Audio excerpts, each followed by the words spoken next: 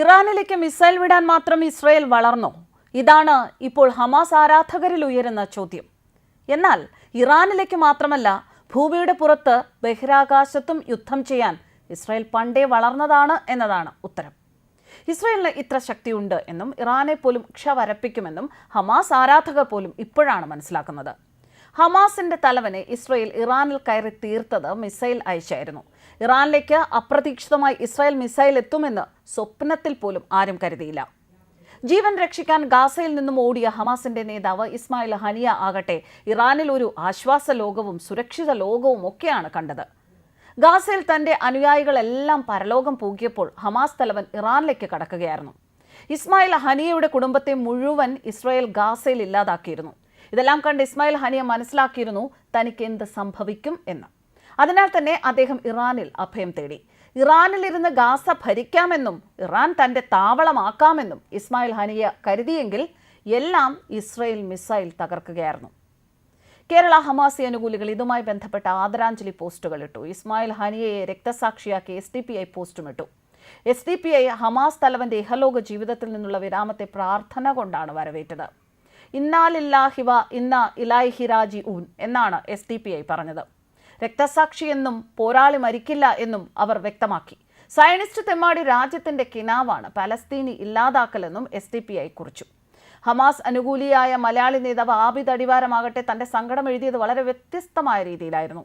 ആബിദ് കുറിച്ചത് ഇങ്ങനെ: 4 square kilometre മാത്രം വിസ്തൃതിയുള്ള യുദ്ധഭൂമിയായ ഗാസയിൽ അദ്ദേഹം സുരക്ഷിതനായിരുന്നു. ഇറാൻ എന്ന പരമാധികാര രാജ്യത്തിന് പക്ഷേ ഇസ്മായിൽ ഹനിയയ്ക്ക് സുരക്ഷ ഒരുക്കാൻ സാധിച്ചില്ല. രക്തസാക്ഷിക്ക് മരണമില്ല.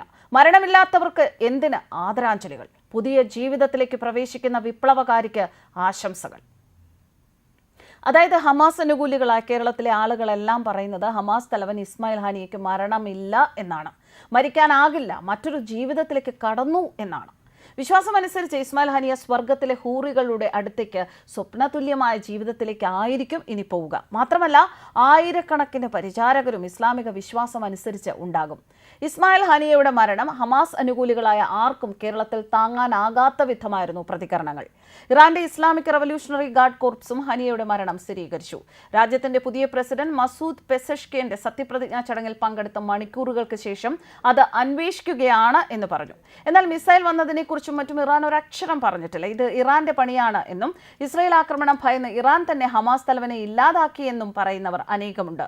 ഇസ്രായേൽ ആകട്ടെ അവിടുത്തെ യുദ്ധം ഇറാനുമായിട്ടായിരിക്കുമെന്നും ഗാസയും ലെബനോനും സിറിയയും കഴിഞ്ഞു എന്നും ഹമാസിനും ഹിസ്ബുള്ളയ്ക്കും ഹൂതികൾക്കും മറുപടി നൽകി എന്നും ഇനി അടുത്തത് ഇറാൻ എന്നും ഇസ്രായേൽ പറയുന്നു. പ്രതിരോധ മന്ത്രി യോവ് ഗാലന്റ് ആരോ long range missile defence system ബാറ്ററിയിൽ ആളുകളോട് മിസൈൽ വ്യൂഹം തയ്യാറാക്കി നിർത്താൻ ആഹ്വാനം ചെയ്തു.